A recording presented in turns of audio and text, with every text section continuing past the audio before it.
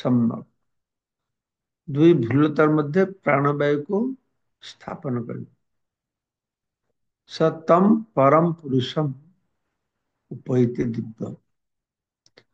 ତାହେଲେ ସେଇ ପରମ ପୁରୁଷ ସେ ପ୍ରାପ୍ତ। ତ ଏଇ ଶ୍ଲୋକରେ ପରିଷ୍କାର ଭାବରେ କୁହାଯାଇଛି ଯେ ମୃତ୍ୟୁ ସମୟରେ ମନ ଭକ୍ତିଯୁକ୍ତ ହୋଇ ପରମେଶ୍ୱର ଭଗବାନଙ୍କ ଠାରେ ସ୍ଥିର କରିବା ଉଚିତ। ଏଇଟା ହଉଛି ବେଶୀ ଗୁରୁତ୍ୱପୂର୍ଣ୍ଣ। ତ ଯୋଉମାନେ ଯୋଗ ଅଭ୍ୟାସ କରୁଛନ୍ତି ସେମାନଙ୍କ ପାଇଁ ଏହା କୁହାଯାଉଛି ଯେ ସେ ପ୍ରାଣବାୟୁକୁ ଦୁଇ ଭ୍ରୁଲତା ମଧ୍ୟକୁ ଜ୍ଞାନ ଚକ୍ରକୁ ଉନ୍ନୀତ କରିବେ। ଷଡ଼ଚକ୍ର ଧ୍ୟାନ ସହିତ ସତର୍କ ଯୋଗ ଅଭ୍ୟାସ ନିମିତ୍ତ ଏଠାରେ ନିର୍ଦ୍ଦେଶ ହେଉଛି। କିନ୍ତୁ ଏହି ପ୍ରକାର ଯୋଗ ଅଭ୍ୟାସ ନ କରୁଥିବା ଏକ ଶୁଦ୍ଧ ଭକ୍ତ ତାର ମନକୁ ସର୍ବଦା କୁଶଳରେ ଲଗାଇ ରଖିବ। ମୃତ୍ୟୁ ସମୟରେ ଭଗବାନଙ୍କର କୃପା ହେତୁ ତାଙ୍କୁ ସ୍ମରଣ କରିପାରିବ। ଏ ମଧ୍ୟ ଚତୁର୍ଦ୍ଦଶ ଶ୍ଲୋକରେ ବର୍ଣ୍ଣନା କରାଯାଇଛି। ତ ଏଠି କଥା ହଉଛି ଯେ ଭକ୍ତି ସହକାରେ ଭଗବାନଙ୍କୁ ସ୍ମରଣ କରିବ ତାର ପ୍ରାଣବାୟୁକୁ ଭ୍ରୁଲତା ମଧ୍ୟରେ। ତ ଭ୍ରୁଲତାର ମଧ୍ୟ ସମସ୍ତେ ରଖିପାରିବେ। ତ ଯୋଉମାନେ ସେ ଧ୍ୟାନ ଯୋଗୀ ସେମାନେ ରଖିପାରିବେ। ସମସ୍ତେ ପାଇବେ। ତାହେଲେ ସମସ୍ତେ କଣ କରିବେ ନା ସେ ଯେ କୃଷ୍ଣ ଚେତନାରେ ଥିବ, କୃଷ୍ଣଙ୍କର ଭକ୍ତ ହେଇଥିବ, କୃଷ୍ଣଙ୍କ ସେବାରେ ନିଯୁକ୍ତ ଥିବ, ତାହେଲେ ବି ସେ ଭଗବାନ କୃଷ୍ଣଙ୍କୁ ଧ୍ୟାନ କରିପାରିବ। এই ଶ୍ଲୋକରେ ବ୍ୟବହୃତ ଯୋଗ ବଳେନ এই ଶବ୍ଦଟା ଅତ୍ୟନ୍ତ ଗୁରୁତ୍ୱପୂର୍ଣ୍ଣ। କାରଣ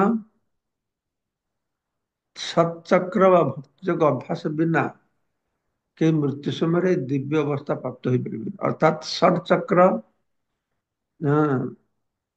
ଧ୍ୟାନ ସହିତ ସତଚକ୍ର की ଯୋଗ ଅଭ୍ୟାସ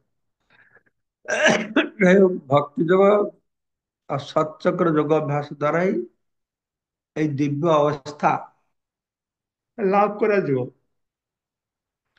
ଯଦି ବ୍ୟକ୍ତି ତାର ଜୀବନ କାଳ ମଧ୍ୟରେ କୌଣସି ଯୋଗ ବିଧି ଅବଲମ୍ବନ କରି ବିଶେଷତଃ ଭକ୍ତି ଯୋଗ ବିଧି ଅବଲମ୍ବନ କରି ଭଗବାନଙ୍କୁ ସ୍ମରଣ କରିବାକୁ ଅଭ୍ୟାସ ନ କରିଥାଏ ତେବେ ସେ କଦାପି ମୃତ୍ୟୁ ସମୟରେ ହଠାତ୍ ଭଗବାନଙ୍କୁ ସ୍ମରଣ କରିପାରିବ ନାହିଁ। ମୃତ୍ୟୁ ସମୟରେ ମାନବର ମନ ଅତ୍ୟନ୍ତ ଆନ୍ଦୋଳିତ ଅବସ୍ଥାରେ ଥାଏ। ତେଣୁ ମାନବକୁ ଜୀବନ କାଳ ମଧ୍ୟରେ ଯୋଗ ମାର୍ଗ ଅବଲମ୍ବନ କରି ଭଗବାନଙ୍କୁ ସ୍ମରଣ କରିବାକୁ ଅଭ୍ୟାସ କରିବାକୁ ପଡିବ।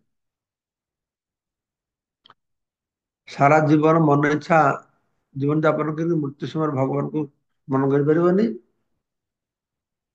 ସେ ସାଧନାର ମାଧ୍ୟମରେ ଜୀବନକୁ ନିୟନ୍ତ୍ରଣ କରିବାକୁ ପଡିବ, ଅଭ୍ୟାସ କରିବାକୁ ପଡିବ।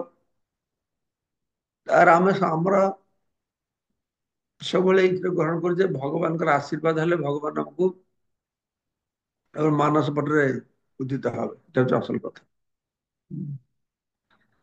ତାପରେ 11 নম্বর ଶ୍ଲୋକରେ କୁହାଯାଉଛି ଯଦ୍ ଅକ୍ଷରମ୍ ବେଦ ବିଦ ବଦନ୍ତି ଯଦ୍ ଅକ୍ଷରମ୍ ବେଦ ବିଦ ବଦନ୍ତି ବିଶନ୍ତି ଯଦ୍ଦତ୍ତୟା ତୟୋ ବିତରାଗା ଯଦିଚ୍ଛନ୍तो ବ୍ରହ୍ମଚର୍ଯ୍ୟମ୍ ଚରନ୍ତି ତତ୍ତେ ପଦମ୍ ସଂଗ୍ରହେଣ ପ୍ରବକ୍ଷ୍ୟେ।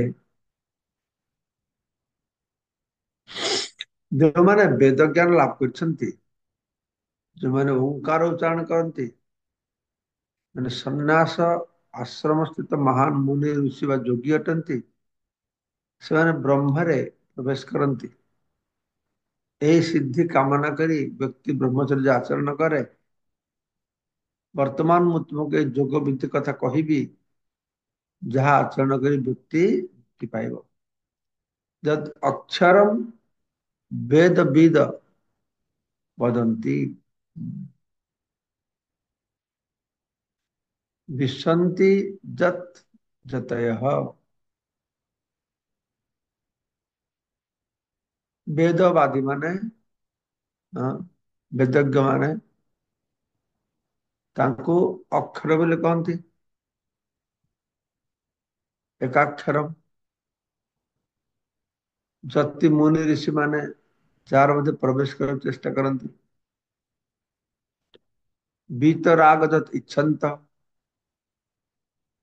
ଯାହାକୁ ପାଇବା ପାଇଁ ବ୍ରହ୍ମଚର୍ଯ୍ୟ ମାନେ ବ୍ରହ୍ମଚର୍ଯ୍ୟ ଗ୍ରହଣ କରନ୍ତି, ତତ୍ତେ ତୁମକୁ ସେ ଅବସ୍ଥା ମୁଁ ସଂକ୍ଷେପରେ କହିବି। ହଁ। ତ ସିଦ୍ଧି କାମନା କରି ମୃତ୍ୟୁ ବଞ୍ଚନ୍ତି। ବର୍ତ୍ତମାନ ମୁଁ ତୁମକୁ ଯୋଗ ବିଧିର କଥା କହିବି। ଭଗବାନ ଶ୍ରୀକୃଷ୍ଣ ସଚକ୍ର ଯୋଗ ଅଭ୍ୟାସ ନିମିତ୍ତ ଅର୍ଜୁନକୁ ଉପଦେଶ ପ୍ରଦାନ କରୁଛନ୍ତି। ଯାହାର ଅଭ୍ୟାସରେ ବ୍ୟକ୍ତି ପ୍ରାଣବାୟୁକୁ ଦୁଇ ଭ୍ରୁଲତା ମଧ୍ୟରେ ସ୍ଥିର ହଁ ରଖିପାରିଥାଏ। ହୁଏତ ଅର୍ଜୁନକୁ ଏହି ଯୋଗ ବିଧି ଜଣା ନଥିବ। ଏହା ଚିନ୍ତା କରି ଭଗବାନ ଶ୍ରୀକୃଷ୍ଣ ନିମ୍ନ ଶ୍ଲୋକ ମାନଙ୍କରେ ଯୋଗ ଅଭ୍ୟାସର ବିଧାନ ସମ୍ପର୍କରେ ଆଲୋଚନା କରିଛନ୍ତି। ଭଗବାନ ଶ୍ରୀକୃଷ୍ଣ ଏଠାରେ କହୁଛନ୍ତି ଯେ ଯଦିଓ ବ୍ରହ୍ମ ଅଦ୍ୱିତୀୟ ଅଟେ, ତଥାପି ଏହାର ଭିନ୍ନ ଭିନ୍ନ ପ୍ରକାଶ ଲକ୍ଷଣ ଅଛି। ମାୟାବାଦୀ ମାନଙ୍କର ମତ ଅନୁଯାୟୀ ଓଙ୍କାର ହିଁ ବ୍ରହ୍ମ, ଓଙ୍କାର ଓ ବ୍ରହ୍ମ ଏକ ଅଟନ୍ତି। ହଁ, ଯୋଉ ନିର୍ବିଶେଷ ବ୍ରହ୍ମରେ ମାୟାବାଦୀ ସନ୍ନ୍ୟାସ ମାନେ ପ୍ରବେଶ କରନ୍ତି, ସେ ନିର୍ବିଶେଷ ବ୍ରହ୍ମ କଥା ଅଧା ଶ୍ରୀକୃଷ୍ଣ କହୁଛନ୍ତି। ବୈଦିକ ଜ୍ଞାନ ଧାରା ଅନୁଯାୟୀ ଛାତ୍ରମାନେ ପ୍ରାରମ୍ଭରୁ ଓଙ୍କାର ଉଚ୍ଚାରଣ କରିବାକୁ ଶିକ୍ଷା କରନ୍ତି। ପୂର୍ଣ୍ଣ ବ୍ରହ୍ମଚର୍ଯ୍ୟ ଆଚରଣ କରି ଗୁରୁ ଆଶ୍ରମରେ ଗୁରୁଙ୍କ ସହ ବାସ କରି ନିର୍ବିଶେଷ ବ୍ରହ୍ମ ବିଷୟରେ ଶିକ୍ଷା ଲାଭ କରନ୍ତି। ଏହି ପ୍ରକାର ସେମାନେ ବ୍ରହ୍ମର ଦୁଇଟି ଲକ୍ଷଣ ଅନୁଭବ କରନ୍ତି।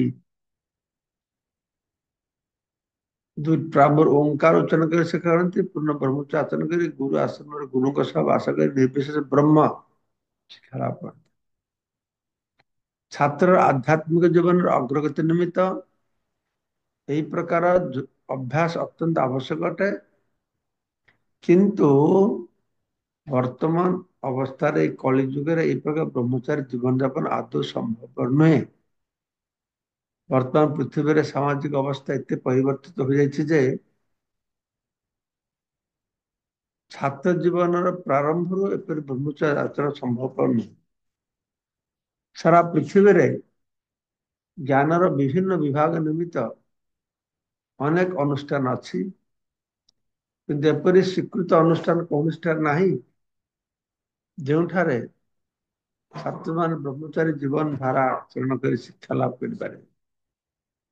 ବ୍ୟକ୍ତି ବ୍ରହ୍ମଚର୍ଯ୍ୟ ଆଚରଣ ନ କଲେ ଆଧ୍ୟାତ୍ମିକ ଜୀବନରେ ଅଗ୍ରଗତି କରିବା ଅତ୍ୟନ୍ତ କଷ୍ଟକର। ସେଥିପାଇଁ ସେ ଚୈତନ୍ୟ ମହାପ୍ରଭୁ ଶାସ୍ତ୍ର ବିଧି ଅନୁଯାୟୀ ଘୋଷଣା କରିଛନ୍ତି ଯେ ଏ କଳି ଯୁଗରେ ଶ୍ରୀକୃଷ୍ଣଙ୍କର ଦିବ୍ୟ ନାମ କୀର୍ତ୍ତନ ହରେ କୃଷ୍ଣ କୃଷ୍ଣ କୃଷ୍ଣ ହରି ହରି ହରେ ରାମ ରାମ ରାମ। ତ କିଭଳିଆ ସେ ଭଗବାନ ଯୋଉ କହିଲେ ଯୋଗ ଦ୍ୱାରା ପ୍ରାଣବାୟୁକୁ ଦୂର ମଧ୍ୟ ରଖିବ ଓ ଭକ୍ତି ଯୁକ୍ତ ହେଇକି ଭଗବାନଙ୍କୁ ସ୍ମରଣ କରିବ ଇତ୍ୟାଦି ତାର ଉପାୟ ଏଟା ବର୍ତ୍ତମାନ କିଛି ସରକାର କହୁଛନ୍ତି କେମିତିକା କରିବ ନା ସର୍ବଦ୍ୱାରାଣି ସଂଯମ୍ୟ ମନ ହୃଦୟ ନିରୁଦ୍ଧଚ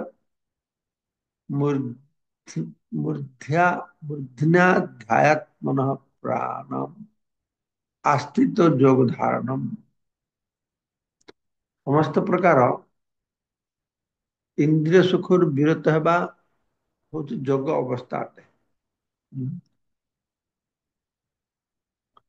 ସମସ୍ତ ଇନ୍ଦ୍ରିୟ ଦ୍ୱାରା ନିରୋଧ କରି ମନକୁ ହୃଦୟରେ ସ୍ଥିର କରି ପ୍ରାଣବାୟୁକୁ ମସ୍ତିଷ୍କ ଉପର ଭାଗେ ସ୍ଥିର କରି ବ୍ୟକ୍ତି ଯୋଗ ଅବସ୍ଥା ନିଜକୁ ସ୍ଥିର କରେ। ଯୋଗୀ ମାନେ କେମିତିକା ଇନ୍ଦ୍ରିୟକୁ ନିୟନ୍ତ୍ରଣ କରନ୍ତି ନା ସେମାନେ ସର୍ବଦୂରାଣୀ ସଂଯମୀ ମନ ହୃଦୟ ନିରୁଦ୍ଧ ମନକୁ ହୃଦୟରେ ସ୍ଥିର କରିବେ ଏବଂ ସମସ୍ତ ଇନ୍ଦ୍ରିୟ ଦ୍ୱାରକୁ ନିରୋଧ କରିବେ କରିକି ମୂର୍ଧନି ଆଧାୟ ଆତ୍ମନ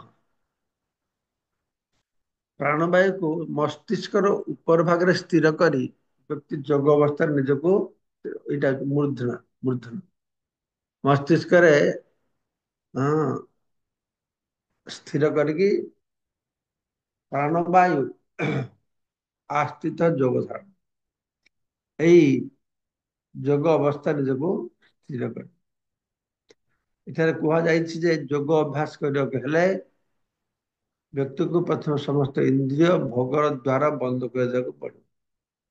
ଏହାକୁ କୁହାଏ ପ୍ରତ୍ୟାହାର, ଅର୍ଥାତ୍ ଇନ୍ଦ୍ରିୟ ମାନଙ୍କୁ ଇନ୍ଦ୍ରିୟ ଭୋଗ୍ୟ ବସ୍ତୁ ଦେଳେଇବା ପ୍ରତ୍ୟାହାର। ଇନ୍ଦ୍ରିୟ ଭୋଗର ଦ୍ୱାର ଗୁଡିକ ବନ୍ଦ କରିବାକୁ ପଡିବ। ଜ୍ଞାନେନ୍ଦ୍ରିୟ ଗୁଣ ହଉଛି ଚକ୍ଷୁ, କର୍ଣ୍ଣ, ନାସିକା, ଜିହ୍ବା, ତ୍ୱକ୍ ସମ୍ପୂର୍ଣ୍ଣ ରୂପେ ସଂଯତ ହେବାକୁ ପଡିବ। ଏମାନଙ୍କୁ ଇନ୍ଦ୍ରିୟ ସୁଖ ଭୋଗରେ ନିଯୁକ୍ତ ହେବାକୁ କଦାପି ଦିଆଯିବ ନାହିଁ। ଏହି ପ୍ରକାରେ ହୃଦୟର ଅବସ୍ଥାନ କରୁଥିବା ପରମାତ୍ମା ଠାରେ ମନକୁ ସ୍ଥିର କରିବାକୁ ପଡିବ। ଆମର ହୃଦୟରେ ବିଭିନ୍ନ ପ୍ରକାରର ବିଷୟ ବସ୍ତୁ ପ୍ରତି ଆକର୍ଷଣ ରହିଛି। ସେଇ ଇନ୍ଦ୍ରିୟର ବିଷୟ ପ୍ରତି ଆକର୍ଷଣଠୁ ଆମକୁ ନିବୃତ୍ତ ହେବାକୁ ପଡିବ।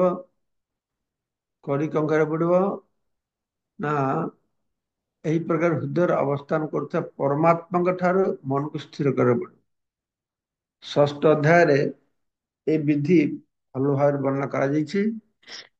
ପୂର୍ବରୁ ଆମେ କହିଛୁ ଯେ ଏଇ ଯୁଗରେ ଏଇ ବିଧି ସମ୍ଭବପର ନୁହେଁ। ଏଟା ଷଷ୍ଠ ଅଧ୍ୟାୟରେ କୁହାଯାଇଛି।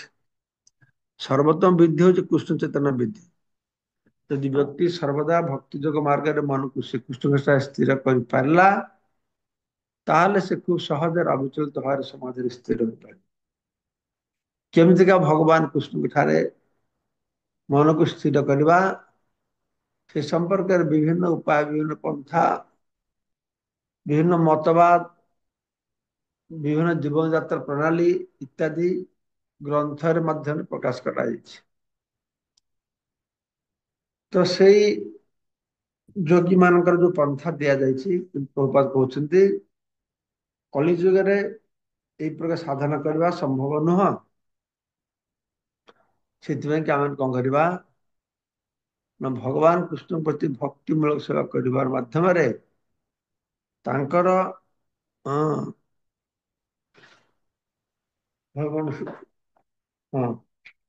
ଭକ୍ତି ଯୋଗ ଅବଲମ୍ବନ କରିବା, ତାର ଅବିଚଳିତ ଭାବରେ ଆମେ ତାଙ୍କ ସମାଧି ସ୍ଥିର ହେଇପାରିବ।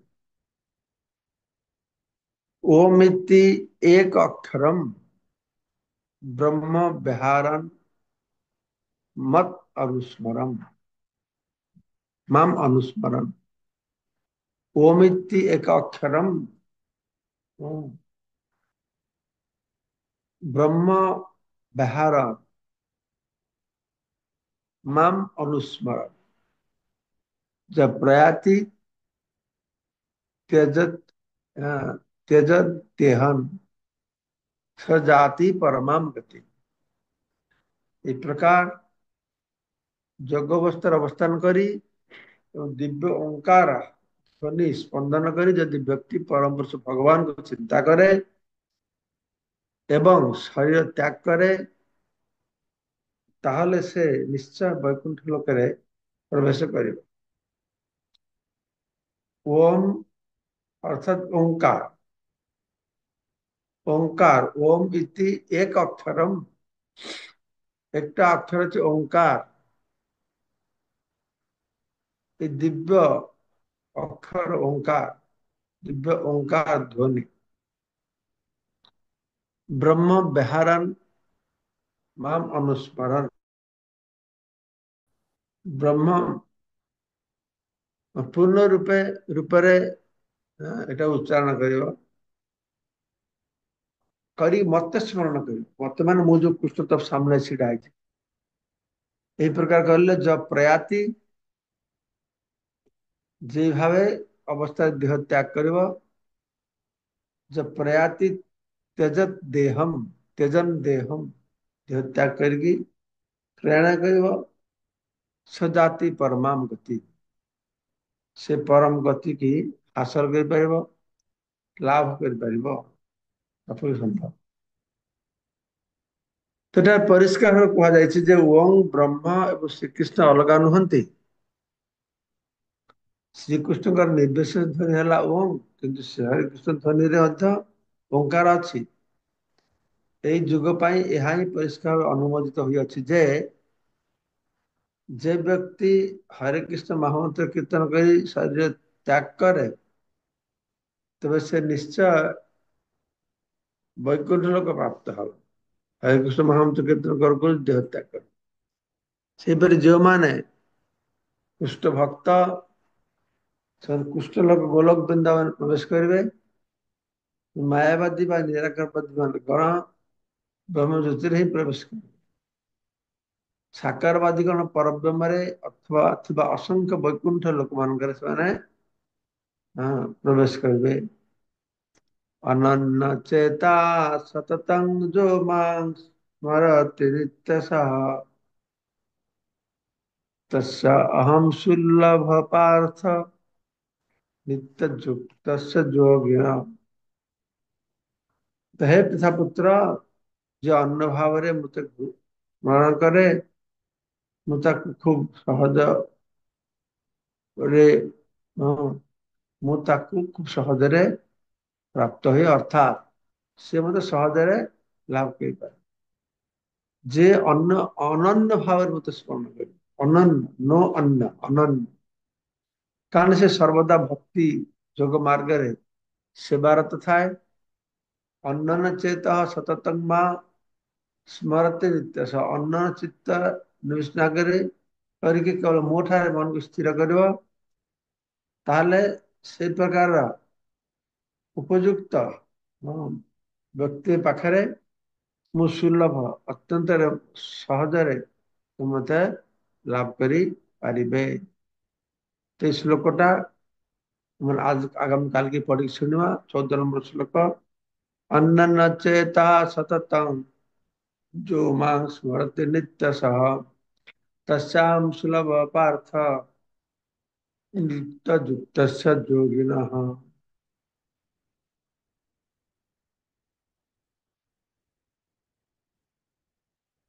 तो श्लोक आम काली पढ़ी, काली 14 नंबर श्लोक पाठ करके श्रवण कर। हरे कृष्ण। तो बर्तमान आम হরে কৃষ্ণ किछि মহারাজ। মহারাজ একটা জিজ্ঞাসা করবো মহারাজ। बोलूं। মহারাজ, ওম হচ্ছে ভগবান শ্রীকৃষ্ণের নির্বিশেষ শব্দ ব্রহ্ম। তাহলে মহারাজ, কেউ যদি দেহান্তে ওম উচ্চারণ করে তাহলে নির্বিশেষ ব্রহ্ম হয়ে যাবে মহারাজ? हाँ, আচ্ছা। ओम जे उच्चारण करो से ब्रह्मज्योति प्राप्त होगा। আচ্ছা, ধন্যবাদ। कत नंबर श्लोक আছে আজকে যতীন চর্চামৃতা?